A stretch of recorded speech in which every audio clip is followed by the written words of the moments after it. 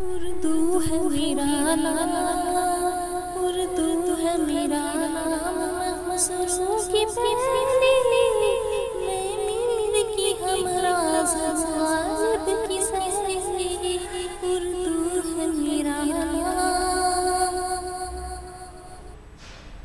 السلام علیکم ورحمۃ اللہ وبرکاتہ۔ پیش خدمت ہے سعادت حسن منٹو کا افسانہ شاردا کا خلاصہ۔ افسانہ شاردا سعادت حسن منٹو کا افسانوی مجموعہ ٹھنڈا گوشت میں شامل 8واں اور آخری افسانہ ہے جو 31 جولائی 1950 کو لکھا گیا۔ اس افسانے کا آغاز اس جملے سے ہوتا ہے: نذیر بلیک مارکیٹ سے وسکی کی بوتل لانے گیا، بڑے ڈاک خانے سے کچھ آگے بندرگاہ کے پھاٹک سے کچھ ادھر سگریٹ والی کی دکان سے اس کو اسکوچ مناسب داموں پر مل جاتی تھی، اور اس کا اختتام اس جملے پر ہوتا ہے: نذیر اندر کمرے میں آیا تو اس نے دیکھا کہ دیپائی پر اس کے پسندیدہ سگریٹوں کا ڈبہ پڑا ہے بھرا ہوا۔ نچوڑ: سعادت حسن منٹو نے اس افسانہ شاردا میں واقعات کو انتہائی سلیقہ مندی سے ترتیب دیا ہے کہ اس کی معنوی تہداریاں ایک کے بعد ایک کھل کر قاری کے سامنے آتی ہیں۔ افسانہ نگار نے دکھایا ہے کہ شاردا ماں، بہن، داشتہ اور بیوی کا کردار بخوبی نبھاتی ہے، اس میں کوئی کھوٹ نہیں، لیکن مرد کو عورت کو ایک ہی رول میں دیکھنے کی عادت ہے۔ دونوں کی نفسیات کو بہتر طریقے پر ابھارنے کی کوشش کیا ہے۔ خلاصہ: افسانہ شاردا نذیر اور کریم کی ملاقات سے شروع ہوتا ہے۔ وہ نذیر کو بلا کر اپنے ڈربے میں لے جاتا ہے اور نذیر کو شکنتلا پیش کرتا ہے، لیکن بات نہیں بنتی ہے تو دوسری 4 لڑکیوں کے ساتھ شراب نوش کر کے شام 7 بجے تک محو گفتگو رہتا ہے۔ پھر 15 روز بعد سارے دن پینے کا جی چاہا تو کریم کی یاد آ گئی۔ اسے آ کر ملا تو اس نے شکنتلا کی بہن شاردا کا ذکر کیا۔ شاردا وہ ایک بچی کی ماں ہے جو جے پور سے اپنی چھوٹی بہن شکنتلا کو لینے بمبئی آئی ہے تاکہ جے پور لے جا کر اس کی شادی کرے۔ شاردا کا شوہر اور ان کا باپ دونوں نالائق اور نکمے ثابت ہوتے ہیں۔ شاردا نہ خود اس پیشے میں آنا چاہتی ہے نہ اپنی بہن کو اس میں ڈالنا چاہتی ہے، لیکن نذیر شاردا سے مل کر جسمانی خلوص سے محظوظ ہوتا ہے۔ اس کے دل میں بھی نذیر کے لیے یعنی شاردا کے دل میں بھی نذیر کے لیے محبت پیدا ہو جاتی ہے۔ نذیر روز بروز اس کا گرویدہ ہوتا جاتا ہے اور یہاں تک کہ ازدواجی زندگی میں خلل تک آنے لگتا ہے۔ تبھی شاردا اپنی بہن اور بچی منی کے ساتھ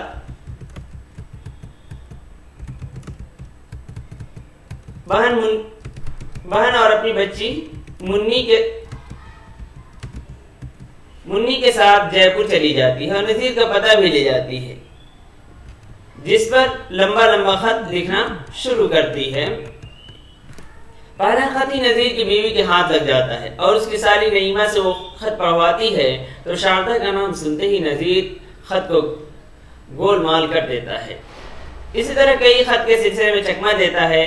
تبھی فرقہ وارانہ فساد شروع ہوتا ہے اور نذیر کی بیوی اپنے بھائی اور بہن کے ساتھ پاکستان چلی جاتی ہے تو شاردا جے پور سے آ کر فلیٹ میں رہنے لگتی ہے۔ اب وہ بیوی اور گھریلو عورت بن جاتی ہے۔ یہیں سے افسانہ پلٹ جاتا ہے۔ شاردا نذیر کے لیے سویٹر بنتی ہے، سوڈے منگوا کر رکھتی ہے، شیو کا سامان میز پر رکھتی ہے، پانی گرم کرا کے دیتی ہے، گھر کی صفائی کرتی ہے تو نذیر کو وہ گندا ہوٹل یاد آتا ہے جہاں وہ شاردا سے مل کر خوش رہا کرتا تھا۔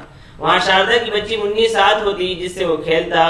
وہ سوچتا اب وہ بدل گئی ہے، بے معنی باتیں کیا کرتی۔ پہلے نذیر کو گناہ کا احساس نہیں ہوتا تھا، اب وہ محسوس کرتا تھا کہ اپنی بیوی سے بے وفائی کر رہا ہے۔ ادھر شاردا سے وہ اکتا گیا تھا لیکن وہ کہہ نہیں سکتا تھا۔ وہ سوچتا تھا کیا اسے لگاؤ نہیں رہا یا شاردا میں پہلی سی بات نہیں رہی، یہ عورت میری بیوی کیوں بن گئی؟ نذیر کو خود سے نفرت ہونے لگی۔ بالآخر وہ شاردا سے دل کی بات کہتا ہے اور شاردا چلی جاتی ہے، لیکن دیپائی پر اس کی پسندیدہ سگریٹوں کا ڈبہ خرید کر رکھ جاتی ہے جو اس کی محبت کی نشانی ہے۔ افسانہ کی کردار: نذیر جو مصور ہے، یہ بات تھوڑا اہمیت کے حامل ہے جو آپ یاد رکھیے۔ کریم دلال رہتا ہے، دلال شکنتلا چھوٹی بہن رہتی ہے، شاردا کی بڑی بہن، منی شاردا کی بیٹی، نذیر کی بیوی، اس کا نام اس میں ذکر نہیں ہے، نعیمہ، یہ یاد رکھنا ہے اس لیے کہ ایک نعیمہ ناول میں بھی کردار ہے، توبۃ النصوح میں بڑی بیٹی، تو نعیمہ یہ نذیر کی سالی ہے۔ اہم نکات، شادی سے پہلے ایک کریم نذیر کے لیے اچھی اچھی لڑکیاں لایا کرتا تھا۔ کریم کا کمرہ میرینا ہوٹل کی 4تھی منزل پر تھا، جس میں 10 جھونپڑی تھیں، تو اس میں میرینا ہوٹل یاد رکھنا ہے۔ پہلی منزل پر کرسچن آباد تھے، دوسری منزل پر جہاز کے بے شمار خلاصے، تیسری منزل ہوٹل کے مالک کے پاس تھی، چوتھی منزل پر کونے کا ایک کمرہ کریم کے پاس تھا، جس میں کئی لڑکیاں مرغیوں کی طرح اپنے ڈبے میں بیٹھی تھیں۔ شکنتلا کی عمر لگ بھگ 14 برس، شاردا شکنتلا سے غالباً 3 برس بڑی تھی۔ نذیر 60 روپے کریم کو دیتا تھا، 10 روپے ہوٹل والے لے جاتا تھا، باقی 50 میں سے قریب 13 روپے کریم اپنی کمیشن کے وضع کر لیتا تھا۔ نذیر اپنے بھائی اور بہن کے نذیر کی بیوی جو ہے اپنے بھائی اور بہن کے ساتھ لاہور چلی گئی تھی۔ اہم اقتباس، موسم دیکھ کتنا اچھا ہے، پھر وہ اسے وہ بھونڈا سا شعر سنائے گا کہ فرشتوں کی راہ اب نے بند، جو گناہ کیجئے ثواب ہے آج۔ اگلا اقتباس، یہ بہت زیادہ ہے لیکن کیا کیا جائے، سالہ ہوٹل کا مالک ہی بنیا ہے، ایک پیسہ کم نہیں کرتا، اور نذیر صاحب موت شوق کرنے والے آدمی بھی زیادہ کی پرواہ نہیں کرتے۔ اگلا اقتباس، تھوڑی دیر کے بعد واپس آیا تو اس کے ساتھ ایک نہایت ہی شرمیلی لڑکی تھی، گھریلو قسم کی ہندو لڑکی، سفید دھوتی باندھے تھی، عمر 14 برس کے لگ بھگ ہوگی، خوش شکل تو نہیں تھی لیکن بھولی بھالی تھی۔ اگلا اقتباس، وہ شکنتلا جس پر راجہ دشینت شکار کھیلتے کھیلتے عاشق ہوا تھا بہت ہی خوبصورت تھی، کم از کم کتابوں میں تو یہی درج تھا کہ وہ چند آفتاب چند مہتاب تھی، آہو چشم تھی۔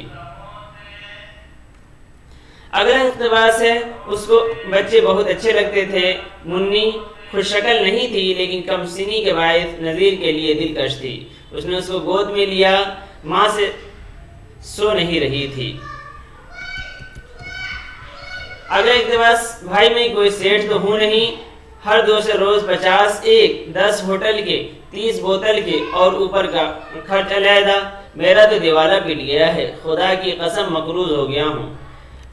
اگلا اقتباس، محبت کیا ہے، اگر یہ اس کا اظہار نہ کرے تو کتنا اچھا ہے، مجھے اس کی خاموشی زیادہ پسند تھی، اس کے ذریعے سے مجھ تک بہت سی باتیں پہنچ جاتی تھی، مگر اب اس کو جانے کیا ہو گیا ہے، باتیں کرتی ہے تو ایسا معلوم ہوتا ہے اپنی عشقیہ خط پڑھ کر سنا رہی ہے۔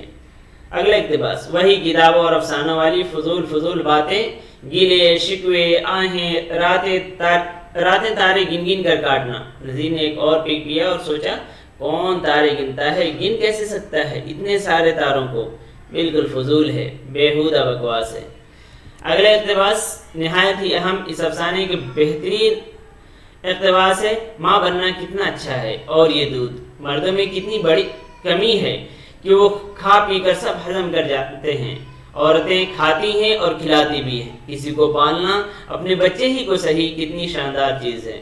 اگلا اقتباس، میں کس قدر ذلیل آدمی ہوں، اور ادھر ہر روز میں اپنی بیوی کو خط لکھتا ہوں جیسے بڑا وفادار شوہر ہو، جیسے مجھے اس کا بہت خیال ہے، جیسے اس کے بغیر میری زندگی اجیرن ہے، میں کتنا بڑا فراڈ ہوں۔ اگلا اقتباس، میں بہت ذلیل ہوں، یہ عورت میری دوسری بیوی کیوں بن گئی، مجھے اس کی کب ضرورت تھی، یہ کیوں میرے ساتھ چپک گئی ہے، میں نے کیوں اس کو یہاں آنے کی اجازت دی جب اس نے تار بھیجا۔ یہیں پہ یہ ختم ہوتا ہے، پھر ملتے ہیں اگلے دن، تب تک کے لیے دیجیے اجازت، اللہ حافظ۔